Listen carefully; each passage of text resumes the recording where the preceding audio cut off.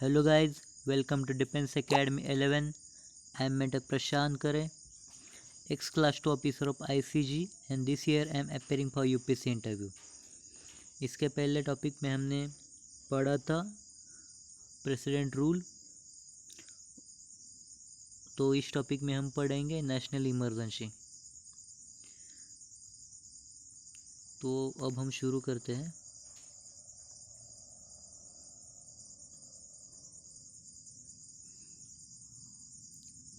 One minute.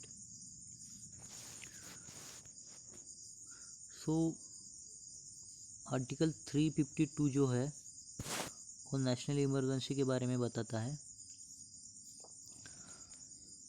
वैसे तो emergency के 3 टाइप होते हैं। पहली होती है नेशनल इमरजेंसी, दूसरी होती है प्रेसिडेंशियल रूल, उसे कॉन्स्टिट्यूशनल इमरजेंसी भी कहा जाता है, और तीसरी होती है फाइनेंशियल इमरजेंसी। तो हम इसके पहले हम प्रेसिडेंट रूल पढ़ चुके हैं। इस वीडियो में हम पढ़ेंगे नेशनल इमरजेंसी। तो आप देख सकते हैं आर्टिकल 352। आर्टिकल 352 जो है वो नेशनल इमरजेंसी के बारे में बताता है। The President can declare a national emergency when security of India in danger due to war, external aggression और armed rebellion। ये 3 बातें याद में रखना, वॉर, एक्सटर्नल एग्रेशन और आर्म्ड रिबेलियन। ये 3 बातें अगर होगी तब जाके प्रेसिडेंट नेशनल इमरजेंसी लगा सकता है। कौन सी 3 बातें? War, external aggression, armed rebellion. तो ये 3 बातें। President can declare national emergency even before the actual occurrence of danger. मतलब अगर वॉर लाइक सिचुएशन नहीं है, एक्सटर्नल एग्रेशन नहीं है और आर्म्ड रिबेलियन भी कहीं किसी स्टेट में या इंडिया में नहीं है, फिर भी अगर प्रेसिडेंट को श्योरिटी हो कि ऐसे होने वाला है, तो वो ये तीनों चीज़ें होने के पहले भी नेशनल इमरजेंसी लगा सकता है, बिफोर एक्चुअल ऑकरेंस जिसे हम कहते हैं। और एक बात, जो नेशनल इमरजेंसी है उसमें 2 टाइप होते हैं। वो कैसे?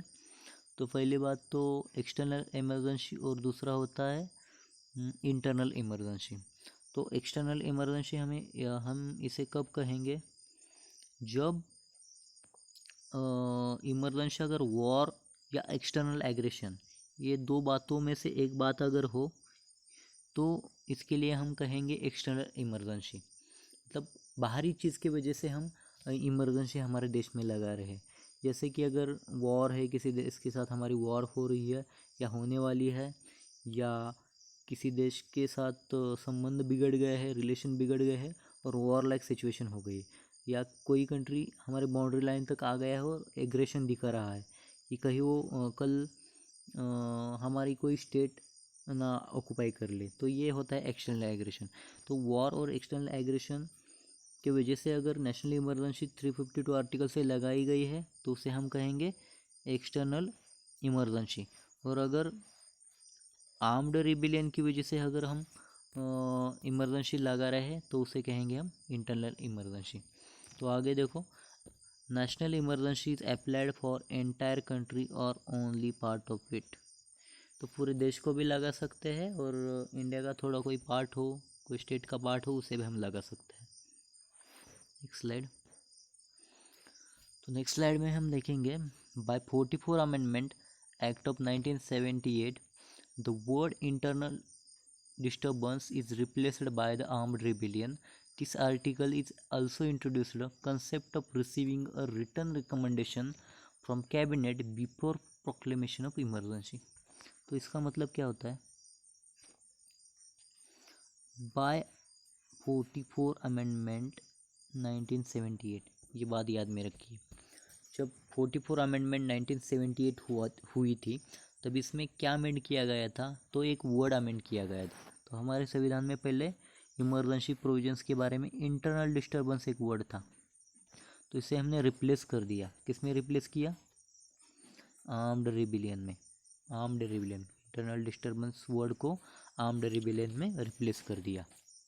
तो इसका इंटरनल डिस्टर्बेंस और आर्म्ड रिबेलियन सुने तो मतलब साउंड उनका जो है वो एक जैसा है, पर आर्म्ड रिबेलियन जो होता है वो मतलब हथियारबंद कोई लोग, एक ग्रुप है, उन्होंने रिबेलियन किया है और वो स्टेट में मतलब कंडीशन ख़राब कर दी है, या पूरे इंडिया में कहीं पे आर्म्ड रिबेलियन चल रहा है, तो उसे हम एक रिबेलियन की तरह देखेंगे और आर्म्ड होना चाहिए।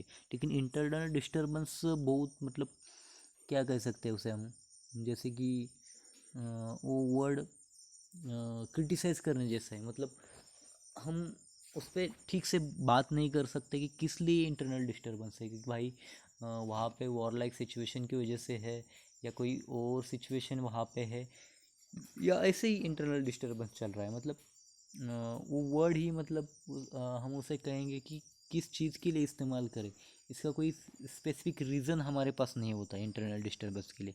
इसलिए उसे 44 अमेंडमेंट ने 1978 को चेंज कर दिया और उसकी जगह लिख दिया आर्म्ड रिबेलियन। तो ये याद में रखिए।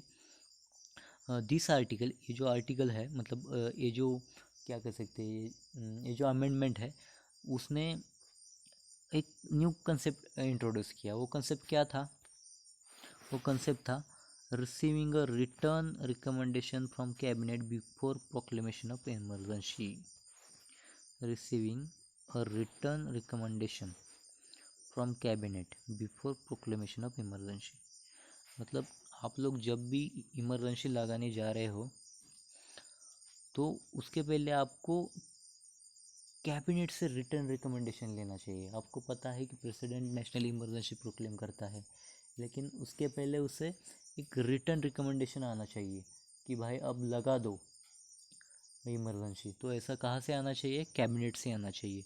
ऐसा क्यों हुआ, इसके पीछे की कहानी मैं आपको बताता हूँ।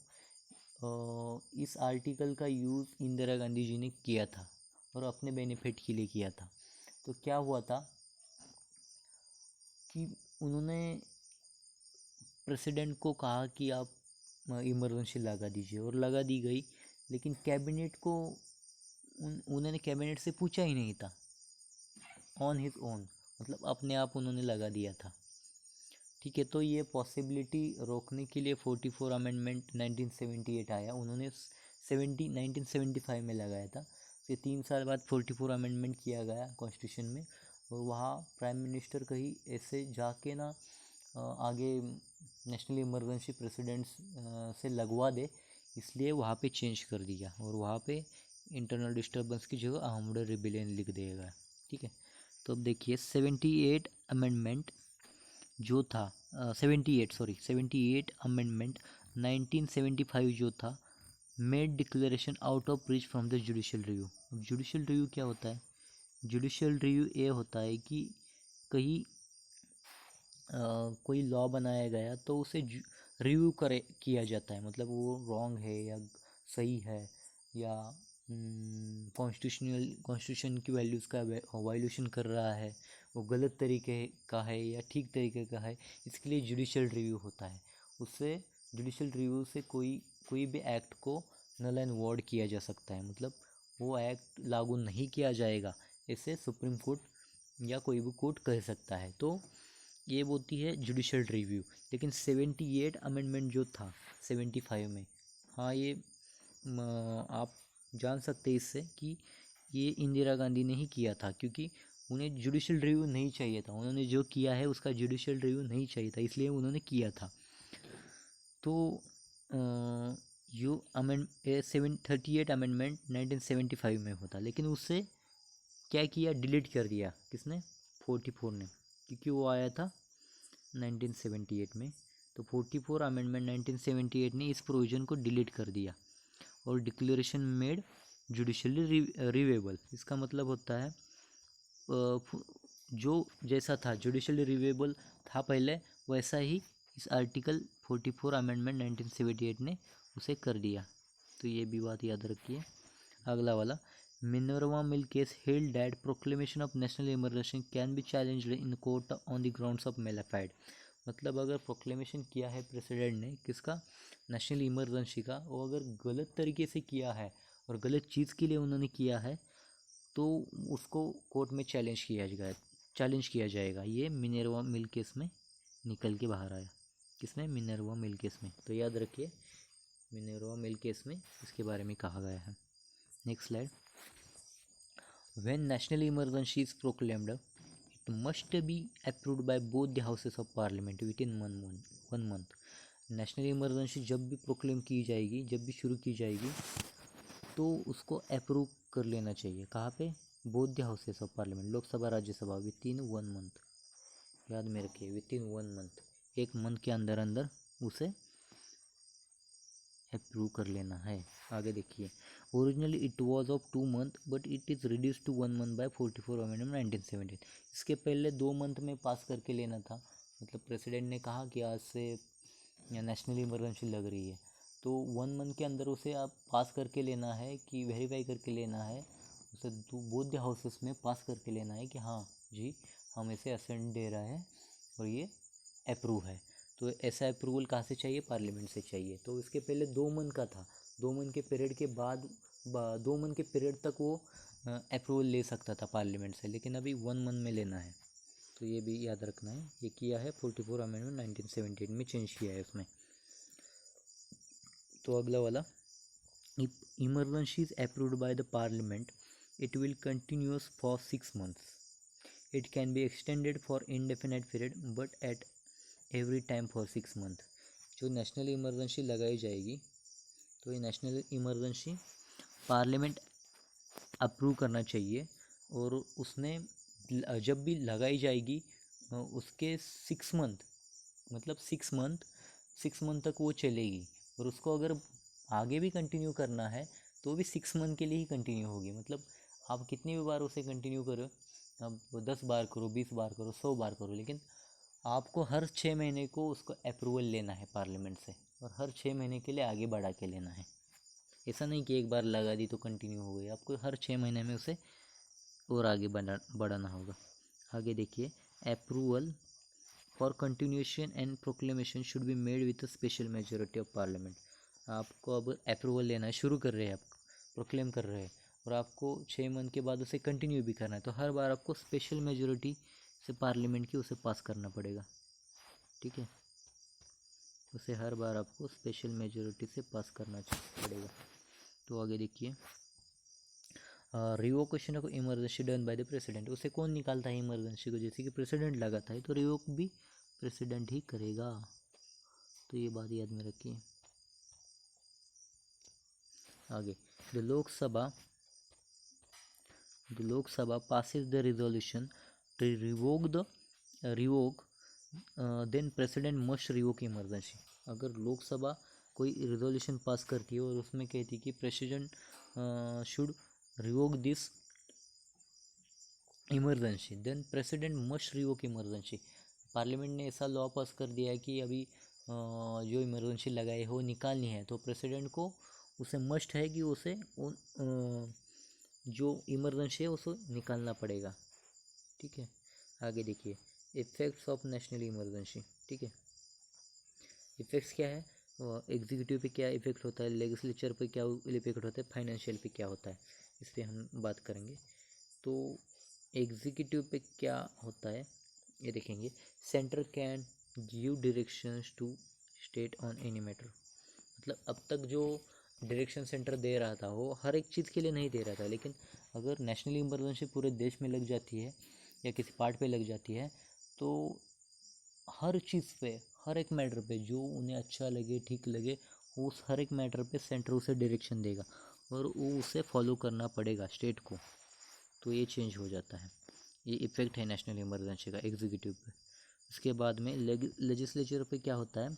During national emergency parliament can makes laws on any subject in state list.